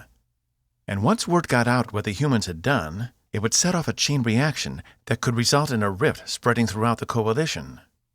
With the Sargants pressing in on one side and this unknown threat on the other, we decided it wasn't the best time." His nostrils flared. "You decided. You thought it would be more convenient to leave me in the dark," he said, his voice louder than she'd ever heard it. "Yes," she replied, "for the time being." He made a sound of disgust and turned away from her. "I was a willing participant in this cover-up. I know that now. But when we made the decision, I thought I was doing it to protect the Coalition. But I get it now. The cracks of division were already there. Otherwise, Rutledge and the others would have informed the Council, and there would have been a vote on the matter. But he knew it would never happen, and he was paranoid about the very kind of threat we're facing right now. I didn't come up with the idea, and I didn't initiate it, but I helped cover it up. It shouldn't have happened, and I'm sorry." Sester kept his back to her, and she noticed his back rising and falling, indicating deep, measured breaths. "It's illegal," he finally said. "I know. Rutledge has already been punished. The others, they're too high up." "How many others?" She shook her head. It was a question she wished she could answer herself. "I don't know. But I think it goes to the top, or at least close. Cass thinks some of the people at his hearing knew." He turned back to her, his white eyes locked in her own. "I can feel your guilt and remorse, so I know it's real. But I don't know if this is something I can forgive. I don't know that I can trust you again." She took a few steps closer to him. the heat really beating down on her. But at the moment, she didn't care. I know I failed you. It should have been the first thing I did as captain. Issue a general alert and inform the crew. Even though I was under orders, I should have spoken out. Green seemed to think it was best we sit on it, but I'm not sure he was right about that. Green was a great captain, one of the best. But it didn't mean he was infallible. Maybe that's where she had gone wrong, to think this man could make no mistake, that he would never take the incorrect path. Because as much as she wanted to live up to his legacy, she didn't want to hide things from her crew, even if they could be damaging to the coalition. She needed to keep her crew's trust, and the only way to do that was to be completely honest with them, about all of it. You already know my deepest secrets. You have to know that I trust you, otherwise I never would have continued these sessions. You know more about my past than anyone on this ship, probably anyone alive. Please believe me when I say I trust you implicitly. He stared at her. Captain, He took a breath, looked up, then reset himself and stared at her again. You may not be completely at fault. I think I may have also been willfully ignorant about this issue. What do you mean? When Caspian first came aboard, I could sense he was holding something back. I could have seen it, but I chose not to. I chose to pull back so he wouldn't have to show it to me. I sensed it was something personal and dark, but also potentially damaging for innocent people.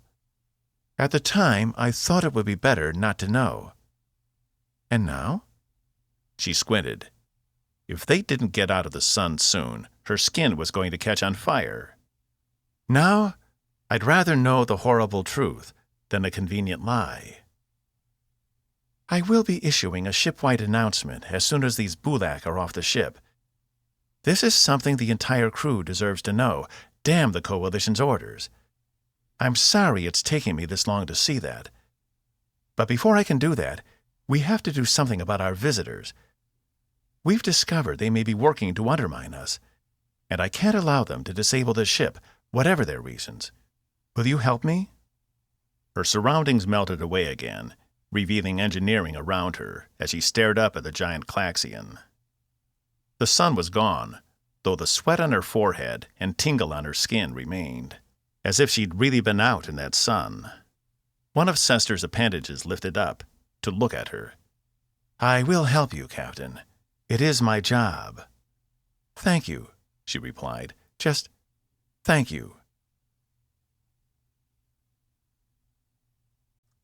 27. Cass took a deep breath and tapped the button beside the door. There was no response. He tapped it again, but there was nothing. Using the override codes entered his mind until he remembered they were offline. And even if they weren't, he couldn't barge in on her. But he had to make this right. Without Zenfor's help, he seriously doubted their ability to get back to Coalition space. They were already down almost a fifth of the crew. Instead of tapping the button again, he pounded on the door. He should have brought Box down here with him. He could have made plenty of noise. On his fourth round of bangs, just when he thought his hand might break from how hard he was going at it, the door slid open, causing him to miss the last hit and topple forward. Zenfor caught his fist in her hand and pushed him back with a shove hard enough to cause him to almost lose his balance in the other direction. I am getting sick of finding you unannounced at my doorstep, she said. Let me explain this, he pleaded, not crossing the threshold of her room. She only stared at him, her nostrils flaring. What's there to explain? You hid the mission against my people from your own. It speaks volumes about your trustworthiness. Yes. I made the conscious decision not to tell Sester, as did Evie and Green. Imagine if he had known before we returned to Sill Space to speak with you. We never would have made it.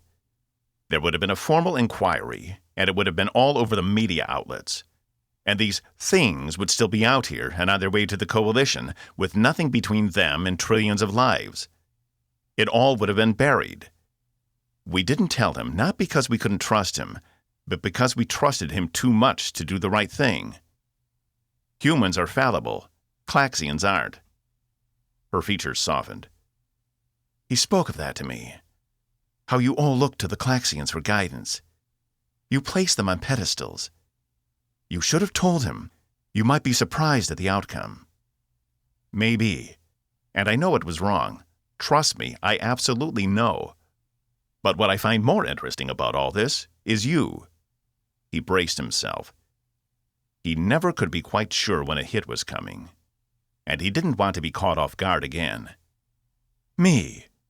Not quite a question, and not quite a statement either, though her features had grown dark. I remember a time when the internal politics of the coalition didn't mean jack shit to you. You couldn't have cared less. And now you're up in arms over us not divulging classified information. It's different, she replied. This is about trust between your crewmates. On my ship, we don't keep secrets. It isn't efficient. The ship functions better as a whole if the crew is informed. He stood his ground. And what happens if the information is dangerous? What if you knew something that others still didn't want you to know? Would you still tell the crew? Would you put their lives in jeopardy for the sake of efficiency? She made a sound of disgust in her throat. Our society doesn't work like that. The sanctuary doesn't keep secrets from us. Everything is out in the open. He scoffed.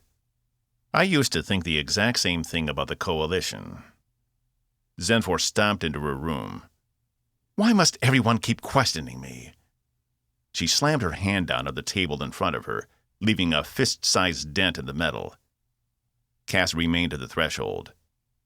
Well, are you coming in? Or are you just going to stand there gawking? He stepped inside, the door sliding closed behind her. It was darker in here. She turned down the luminosity of the lights about 60%. He supposed it reminded her of the darkness of the sill ships. I am so tired of this, she finally said. I am tired of being here, of being away from my people. I never thought... That it would be this hard? Cass offered. I'm not afraid of hard. She slumped down in one of the chairs. It's all this breathing, sleeping, and eating. It's exhausting. It's a wonder you people get anything done in your day. Most of your time is dedicated to personal maintenance, to make sure your bodies don't seize up on you. He approached cautiously. I still can't believe you stay in those suits all the time. Don't your people ever get tired of that? She made a hand gesture Cass didn't recognize. He wasn't sure if it was a rude symbol to him or something unrelated. He tried not to think about it too hard. The suits are a requirement for military service, not the civilian population, though some still wear them outside of the ships. Usually they're veterans, but there will be the odd experimenter. Children obviously don't know the ease yet. We do all the things you do. I haven't done them for a very long time, and when I did remove it, I would have been in comfortable settings surrounded by those I know. Becoming consul determined my life, and I am dedicated to it until the day I die or am forced to retire. You're homesick, Cass said, his voice softer. If that means what I think it means, then yes. I miss my people. Here things are lonely. And you found a kindred spirit in Sester, someone else who was cut off from his own people. That's why you're so upset. She only glared at him with her gray eyes. He'd had it wrong. She wasn't going rogue. She was upset because they had hurt someone she cared about. Maybe the only person she cared about on the ship. Cass's comm beeped. Rabot here. Cass?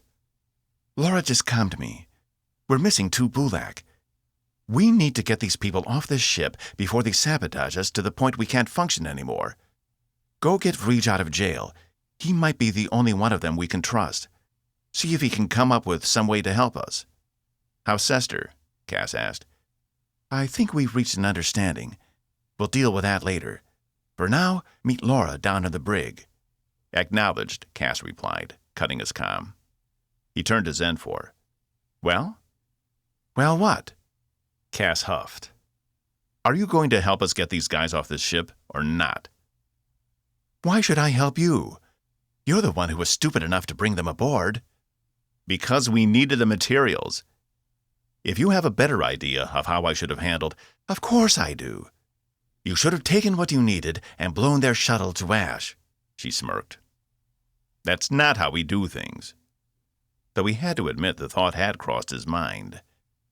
Even with the evidence of what they've been doing staring you in the face, you're not willing to see what's really going on here. Those attacks weren't random. They were designed to make you desperate, so desperate you'd do anything to get what you needed for your repairs. Cass went cold. What if she was right? What if Diamont had been behind the strafing attacks, and it had all been a ploy to get them to approach him for the materials they needed? Shit, he said. Why didn't you say something before? He ran for the door. I can't do everything on this ship myself. If you haven't noticed, I've been busy trying to repair the engines. She stood, a scowl on her face. Look, if you want to hit me, it's going to have to wait. I need to get Vreej out of jail. In the meantime, I'll go back to engineering and figure out a way to trap all these bastards right where they are, she replied. That works for me. It wasn't a full reversal, but it was as good as Cass was going to get from her. He only hoped Evie had made some real progress with Sester. He might be the only person that could keep Zenfur from tearing the ship apart in frustration. Though it would be interesting to unleash her on the Bulak ship. See what Diamont thought about that. 7.5 minutes later, Cass walked into the brig to find Lieutenant Yamashita and crewman Tess staring at Vreej through the barrier. Laura glanced back as Cass entered, her arms crossed, and a sour look on her face. Are we sure this is a good idea? She asked. The captain thinks it is, so this is what we're doing, Cass replied. Vreej had been right about Diamont. And if he'd been helping Lumat out on the hull, he'd done a poor job of hiding his involvement. He betrayed you, didn't he? Vreej said as Cass approached. Not yet. And we're not going to give him the opportunity. We found other indications the Bulak were out in the hull, and 2 are missing at the moment. Undercarriage, Vreej replied. What does that mean? I think he means underneath the ship, Laura replied. Cass eyed him. What would they be doing down there? Your lower security systems. They'll take those offline first. If he's planning something, he'll want to make sure the backups are off. Vreej winced, as if telling Cass this information hurt him. Fuck, Cass said. The security overrides. They were controlled by the backup control systems. Diamant's people must have already gotten to them. But how were they getting on the outside of the ship? He walked over to the control panel, tapping the top drawer. Inside was Vreej's belt, containing his skin curtains, as he called them. Get him out of there, Cass said to crewman Tess, grabbing all the remaining canisters. She nodded and released the barrier. Vreej stepped forward. Thank you. Cass tossed him the belt with his equipment, which Vreej replaced around his waist. Laura's eyes narrowed. Now what? Now we get to engineering without running into any of Diamant's people, Cass replied. He nodded to Tess. Get me a secure channel to Zal. Her face twisted as she inputted the controls. Looks like some of the security protocols are offline, she said. That's not right. Damn, he's moving fast. Cass glanced at Laura and Vreej. Let's get going. We've only got 1 level to go. Even if they are under escort, running into any of the Bulak could trigger Diamant's plan when they see Vreej out of jail. We can't show our hand yet, so stay alert. He returned his attention to Tess. Lock down this area, and don't let any of the Bulak in. Understand? Yes, sir, she replied, drawing a weapon from a hidden compartment beneath her station. Cass nodded, indicating the other to follow him. The hallway connecting to the main brig was quiet and empty. If Cass remembered correctly, there was a surface access junction off the main corridor about 100 meters down, which would spit them out right beside main engineering. After checking again and listening carefully, he motioned for them to follow him as they quickly made their way down the corridor. They kept a good pace, Vreej had no trouble keeping up, and Cass thought they might make a clean exit. But as they reached the last corner that would lead them to the access hatch, Cass thought he heard the low murmur of voices. He peeked around the corner to see Ensign Williams escorting one of the Bulak directly toward them. He pulled back with a grimace on his face, silently communicating the other two they were too close to turn back. His mind groped for some place to hide Vreej in the few seconds they had, but there was nothing. He didn't have a choice. They'd have to knock out the Bulak, if they even could be knocked out. "Get ready to take him," he whispered to Laura, then turned back to the corner. As Williams and the Bulak turned the corner, Cass stiffened. Williams' eyes went wide for a second upon seeing them, as if they'd startled him. But the Bulak didn't seem to react. "Oh, Commander, Lieutenant, I didn't hear you coming."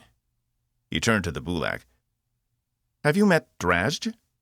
Cass looked at the man for any sign he was up to something, or surprised to see Vreej out of jail, but he remained impassive. That's when he felt a tapping on his shoulder. Cass glanced back to see only Laura, but no Vreej. "What?" he began, then turned back to the other two. No, I haven't. Caspian Rabot." Cass then indicated Laura. "Lieutenant Laura Yamashita." "Drajj," the other man said, his voice bored. "I'm escorting Drajj to begin work on the hull breach just below Deck 11, Williams said, too chipper. "Great," Cass replied. "Well, thanks for the help." Drajj made a motion Cass didn't understand, and he didn't care to. He had the distinct impression it was a rude gesture, and that Drajj was probably laughing at him under the surface. They thought they had the upper hand. "I don't want to keep you. Carry on, Ensign."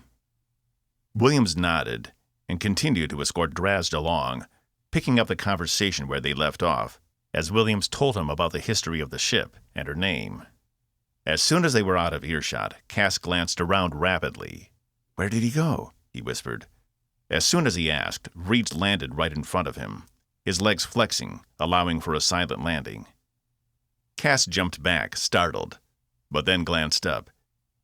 In the ceiling 15 meters above them were tiny little puncture marks where Vreej had been holding on with his mandibles. He'd been right.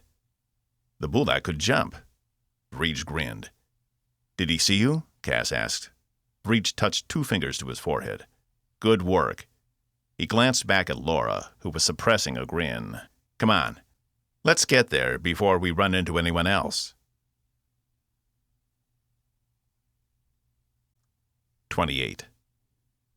Evie stood at the back of engineering, going over the astrometric data from what few scans they'd made on the way to where the ship currently sat. If they managed to get the Bulak off the ship, they need to engage the engines to get out of range. Tyler had assured her they would be ready, and even though Zenfor's upgrades were offline, they should be able to maintain an undercurrent for a short, sustained burst. Even though she hadn't returned to the mine place, she'd sensed more calm emanating from Sester, if that was possible. It could have been her own mind telling her what she wanted to hear, but the air in the room felt more at ease, and so did she. His revelation that he hadn't looked into Cass's mind put her at ease. It meant that even Sester knew the damage such information could do to the core of the Coalition. And for the first time, Evie had to admit the organization she'd grown up revering had some serious cracks inside. Cracks which she had contributed to and willfully made larger without even realizing it. Cass had been right all along. The Coalition had a sickness, and it was going to take a lot of hard work to make it better. Once all this was over, once Andromeda was no longer a threat, the Coalition would have to take a long, hard look at itself. And Evie was going to make sure everyone knew what Rutledge and the others had done.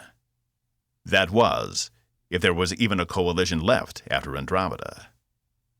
The door to engineering opened, and the air in the room tightened, as if someone had frozen everything in its place. Evie glanced up to see Zenfor enter and make her way over to them, her focus on Sester and no one else. She stared up at him for a few moments, then turned to Evie. "Is this true? You have admitted everything?" Evie nodded. "Everything. And I'll be making a shipwide announcement once the Bulak are off the ship. He says he's forgiven you." She exhaled. That was a relief. She wasn't sure she'd been given that much leeway yet. But it was good to know. If there was one thing constant about Sester, he was fair. He was also a very compassionate and sensitive person. It had always been hard for her to know what was going on with Claxions, not being very receptive to their thoughts. But ever since her time with him in the Mind Place, she felt like she'd gotten to know him a lot better, for which she was grateful. I'm not sure I deserve it, but I appreciate that. She nodded at Sester. One of his appendages nodded back. You won't be so fortunate with me. Zenford grimaced and turned to Sester, staring at him for longer than a few moments. Evie prepared to excuse herself. There was obviously an intense conversation going on from the look on Zenford's face. But just as she moved, Zenford turned back to her. I've been told not to be so rash, and that I should try to see things from your point of view. The words came out through clenched teeth, and Evie could tell it was taking a great amount of restraint on her part to keep from exploding in a rage of fury. She'd seen how strong the woman was, and wasn't keen to experience it firsthand. Sester, it's okay, she replied. She doesn't have to forgive me. She has a right to be angry. Zenford clenched her hands, then relaxed her shoulders. I would prefer to discuss events of a non-personal nature. Evie couldn't disagree there. She indicated for Zenford to continue. Caspian told you of the engine status? He did. Has he informed you of Diamant's plan? She frowned.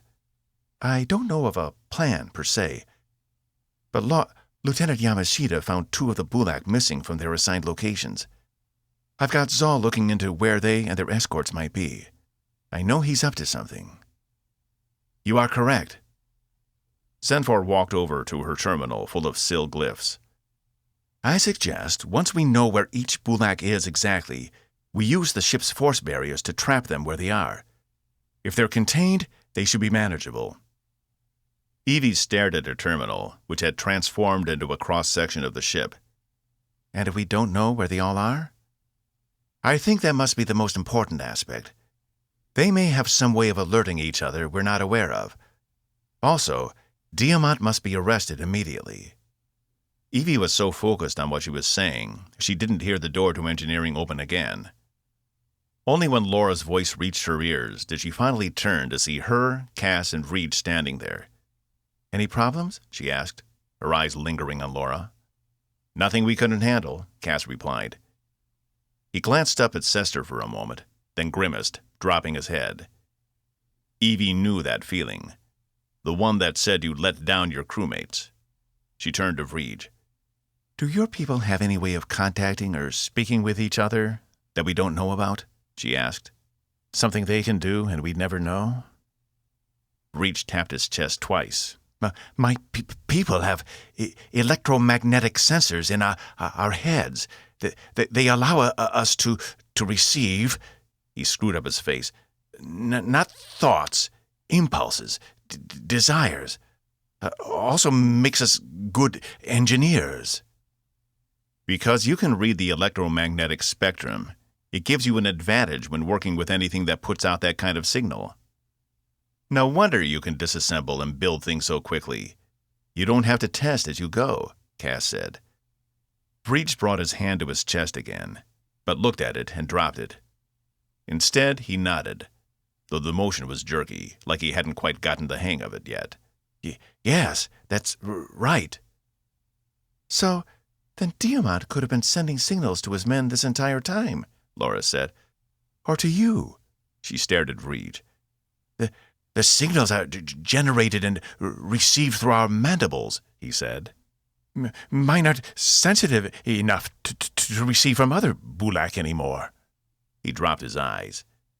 Cass had said he was an outcast from his people, and now Evie understood why. It wasn't just the mechanical appendages on his back. It was because he'd lost his connection to his people. An innate connection they all shared, all but him. She felt like she'd seriously misjudged him. Okay, that's it. Give me your gun, she said, holding her hand out to Laura. Laura made a face and withdrew her sidearm, handing it to Evie. What are you doing? She asked. Arresting Diamont. This has gone on long enough. The rest of you stay here and pinpoint the location of all the Bulak. Maybe we can use this electromagnetic signal they've got against them, even the ones that aren't inside the ship. Once you have them all located, lock them down." "You're not going to face him alone," Cass said. She almost laughed. "No, of course not." She tapped her comm. "Security team to engineering." Even though that seemed to satisfy Cass, Laura was still tense. Her shoulders were bunched up so tight Evie thought she might break from the pressure. "I'll go get him. Give that back," she said, holding out her hand. Evie shook her head. "My ship, my rules. No one messes with me and my crew. I'm looking him in the face when I tell him we know, and I'm escorting him all the way back to his ship. I want to see the dejection on his face when he realizes we bested him." Laura furrowed her brow. "Are you sure that's a good idea?" she whispered. "Don't worry," she mouthed to her, then added a smile. Though she had to admit the weapon felt wrong in her hands. She'd done some basic firearms training back in the academy, but ever since had only ever armed herself with her sword. Perhaps she should go get that instead. It might be more intimidating. No. What was she thinking? This was going to be a simple operation, nothing more. She wasn't even going to use the weapon. Ensign Follier entered along with crewman Unak, both of them armed. Evie turned to the rest of them. "Get to work. Once we have Diamont in custody and back in his shuttle, we'll start moving the rest of the Bulak one by one. But I want him locked down first. I'll signal when we're right outside his door, so you can make sure the rest of the Bulak are immobilized." "Just like they should have been from the beginning," Zenfor said under her breath. Evie pretended not to hear. She took one last look at Laura, whose eyes and lips had tightened. This was going to be a problem. If either one of them was going to be compromised every time the other went into a dangerous situation, it might lead to some bad decisions. She'd have to have a discussion with her about it later. "Wish me luck," she said, and made her way over to the security team.